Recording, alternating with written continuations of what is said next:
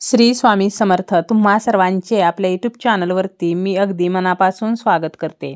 तुमच्या मनातील सर्व चांगल्या इच्छा स्वामी महाराज पूर्ण करोत हीच स्वामींच्या चरणी प्रार्थना करते आणि आजच्या व्हिडिओला सुरुवात करते. आजच्या व्हिडिओमध्ये आपण पाहणार आहोत ते म्हणजे मार्गशीर्ष महिन्यातील शेवटच्या गुरुवारी एकादशी सुद्धा आलेली आहे.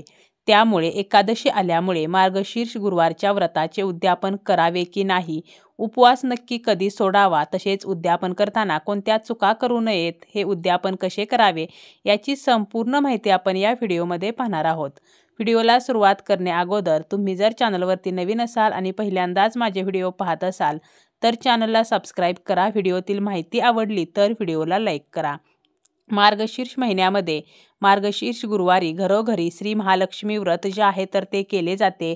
प्रत्येक गुरुवारी उपवास केला जातो आणि शेवटच्या गुरुवारी या व्रताचे उद्यापन केले जाते. 5 किंवा 7 किंवा 11 सुवासिनी किंवा कुमारिकांना घरी बोलावून हे उद्यापन केले जाते. परंतु यंदा म्हणजे 2024 मध्ये शेवटचा गुरुवार म्हणजे 4था जो गुरुवार आहे तर याच दिवशी एकादशी सुद्धा आहे. मग हे उद्यापन आपण नक्की करावे तर असा प्रश्न आपल्याला पडलेला आहे. तर आपण हे उद्यापन नक्की कधी करावे हे पुढे आपण पाहणारच आहोत, पण त्यापूर्वी उद्यापन कसे करावे तर हे आपण पाहणार आहोत. आपल्याला काय करायचं आहे तर गुरुवारी सकाळी लवकर उठायचं आहे. आपलं स्नान वगैरे आटोपायचं आहे. स्वच्छ वस्त्र परिधान करायचं आहे. यानंतर आपल्या घराचा जो मुख्य दरवाजा आहे तर तो स्वच्छ करून घ्यायचा आहे. आपल्या उंबरट्याला हळदीचं लेपन करायचं आहे. मुख्य दरवाजावरती कुंकवाचं स्वस्तिक चिन्ह काढायचं आहे.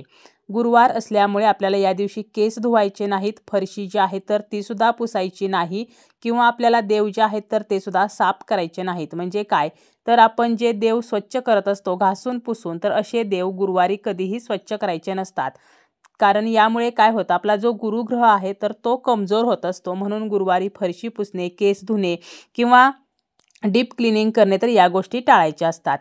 तर या दिवशी आपल्याला अशा प्रकारे सकाळी लवकर उठून आपली कामे आटोपून घ्यायची आहेत. यानंतर आपली देवपूजा वगैरे करायची आहे आणि आपण जी पूजा मांडणी करतो तर लक्ष्मी व्रताची पूजा आपल्याला मांडून घ्यायची आहे.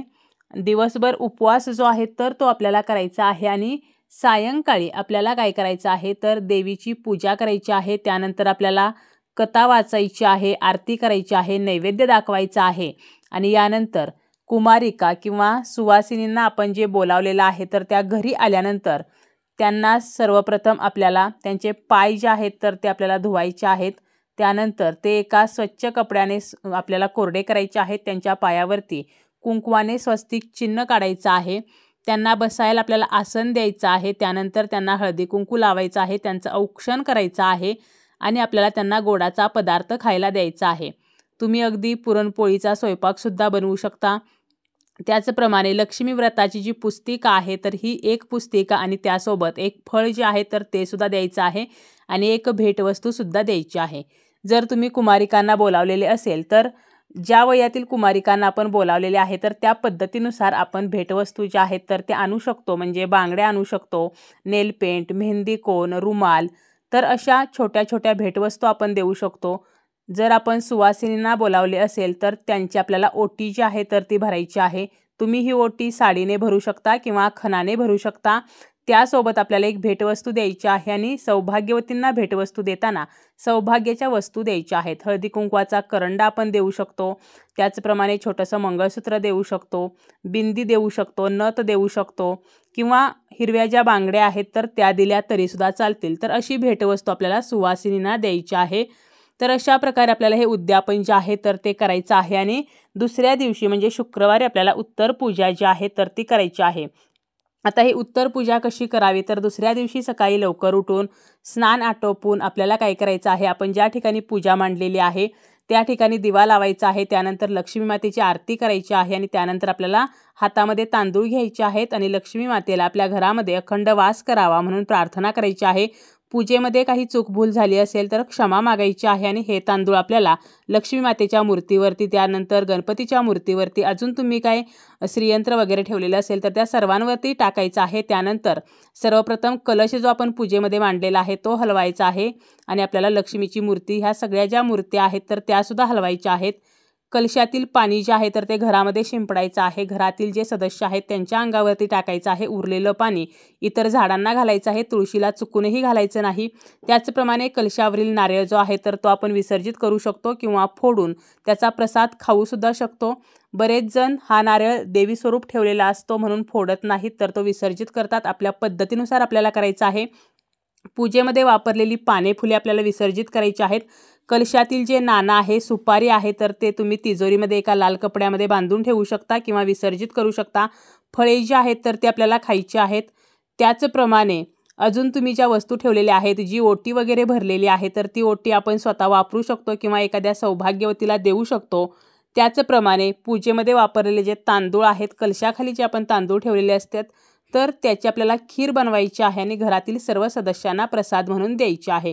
तर अशा प्रकारे आपण दुसऱ्या दिवशी ही उत्तर पूजा जी आहे तर ती करायची आहे. तर हे झालं उद्यापन कसं करावं. त्यानंतर आता एकादशी आहे, मग हे उद्यापन करावे की नाही. तर एकादशी आहे तरीसुद्धा तुम्ही उद्यापन जे आहे तर ते करू शकता. आता ज्यांचा उपवास हा गुरुवारचा उपवास आहे आणि एकादशीचा सुद्धा आहे, तर त्यांना मात्र त्या दिवशी म्हणजे गुरुवारी हा उपवास सोडता येणार नाही. गुरुवारी संध्याकाळी आपण जो उपवास सोडतो तर त्याऐवजी तुम्हाला हा उपवास दुसऱ्या दिवशी सोडायचा आहे. ज्याप्रमाणे आपण एकादशीचा उपवास दुसऱ्या दिवशी सोडतो त्याप्रमाणे सोडायचा आहे. परंतु कोणी तर ज्यांचा एकादशीचा उपवास असतो, परंतु ज्यांचा एकादशीचा उपवास नसतो, फक्त गुरुवारचा उपवास आहे, तर अशांनी मात्र हा उपवास त्याच दिवशी संध्याकाळी सोडायचा आहे. तसेच त्यातूनही जर आपल्या मनामध्ये काही शंका येत असेल तर तुम्ही पुढच्या गुरुवारी म्हणजे पौष महिन्यातील गुरुवारी सुद्धा हे उद्यापन जे आहे तर ते करू शकता. अचानक काही अडचण आली, सुतक असेल, मासिक धर्म असेल, तर तुम्हाला पौष महिन्यातील गुरुवारीच हे उद्यापन करायचे आहे. सुतक असेल तर आपल्याला मार्गशीर्ष महिन्यातील गुरुवारी उद्यापन करता येणार नाही. त्याचप्रमाणे जर तुम्हाला मासिक धर्म असेल आणि घरामध्ये इतर कोणी जर करणारे असेल तर त्या व्यक्तीकडून सुद्धा तुम्ही हे उद्यापन करून घेऊ शकता. त्या व्यक्तीला पूजा मांडायला सांगायची आहे आणि आपल्याला सुवासिनींना घरी बोलावायचं आहे. त्यांना हळदी कुंकू, एक लक्ष्मी व्रताची प्रत आणि त्यासोबत एक फळ त्यांनाच द्यायला सांगायचं आहे. आपल्याला कुठेही हात लावायचा नाही. अशा प्रकारे सुद्धा आपण हे उद्यापन करू शकतो. उद्यापनाच्या वेळेला त्या दिवशी आपल्याला काही चुका ज्या आहेत तर त्या अजिबात करायच्या नाहीत. जसं की घरी आलेल्या कुमारिका, सवाष्ण्या, तर यांना आपल्याला बसायला आसन द्यायचं आहे. त्यांना जमिनीवरती बसवायचं नाही. त्याचप्रमाणे त्यांना प्रसाद देताना त्यांच्या हातून तो सांडणार नाही याची काळजी आपल्याला घ्यायची आहे. त्यांच्या हातामध्ये बसेल एवढाच प्रसाद द्यायचा आहे.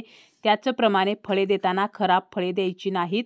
कोणत्याही स्त्रीला वाईट बोलायचं नाही, अपमान करायचा नाही. या दिवशी मांसाहार वर्ज्य करायचा आहे. तामसिक अन्नपदार्थ वर्ज्य करायचे आहेत. दारामध्ये कोणी सवाष्ण कुमारिका अचानक आली तर तिला काहीतरी नक्की द्यायचं आहे. उपवास सोडण्यापूर्वी गाईला घास जो आहे तर तो सुद्धा आवर्जून द्यायचा आहे. त्याचप्रमाणे या दिवशी आपल्या घरातील पैसे, सोन्याचे दागिने, हळद, मीठ, तेल, तर या ज्या वस्तू आहेत तर त्या चुकूनही इतरांना द्यायच्या नाहीत. तर या काही चुका आहेत ज्या आपल्याला मार्गशीर्ष गुरुवारच्या उद्यापनावेळी अजिबात करायच्या नाहीत.